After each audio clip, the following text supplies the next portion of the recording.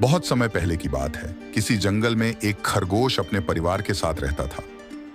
खरगोश जहां रहता था वहां आसपास बड़े जानवरों की संख्या ज्यादा थी।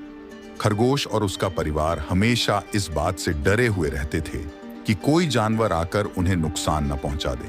उन्हें अपने घर के आसपास जरा भी हलचल सुनाई देती थी तो वो झट से अपने बिल में छुप जाया करते थे। दूसरे जानवरों का डर उन पर इस कदर हावी था कि उनकी आहट भर सुनकर उनमें से कुछ खरगोशों की डर से मौत हो गई। ये सब देखकर खरगोश बड़ा परेशान रहता था। एक दिन घोड़ों का दल उनके घर के पास से गुजरा। घोड़ों की आवाज सुनकर सभी सहम गए और हमेशा की तरह अपने बिल में छुप गए। डर से पूरा दिन कोई बिल से बाहर खाने की तलाश में भी नहीं गया। अपने परिवार को इस हालत में देखकर खरगोश बेहद दुखी हुआ। उसने भगवान को कोसते हुए कहा कि हे भगवान, आपने हमें इतना कमजोर क्यों बनाया है?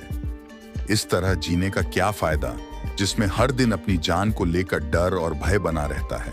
तभी सारे खरगोशों ने मिलकर फैसला किया कि हर समय डर और भय के चलते बिल में छुपकर रहने से अच्छा होगा कि सब मिलकर एक साथ अपना जीवन त्याग देते हैं। सभी खरगोश इकट्ठे होकर आत्महत्या करने के लिए नदी की ओर निकल गए। खरगोश और उसका पूरा परिवार नदी के पास पहुंचे। नदी के पास कई सारे चूहों के बिल थे। जब चूहों ने खरगोशों को आते देखा तो वो सभी डर गए और इधर उधर भागने लगे। कुछ चूहे बिल में घुस गए तो कुछ नदी में गिरकर मर गए। चारों तरफ अफरा तफरी का माहौल था।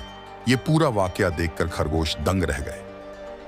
उन्हें इस बात का यकीन नहीं हो रहा था कि उन्हें देखकर भी किसी में दहशत हो सकती है।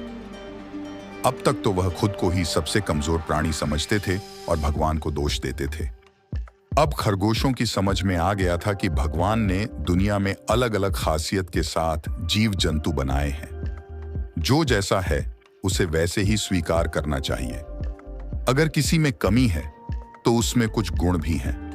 हर किसी में एक जैसे गुण नहीं हो सकते। ये समझने के बाद खरगोश और उसका परिवार घर वापस लौट गए।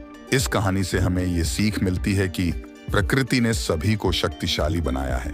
बस फर्क इतना है कि सभी अलग अलग क्षेत्र में अव्वल होते हैं। इसीलिए हमेशा कमजोरी से भागने की जगह उसे ही अपनी ताकत बनाएं।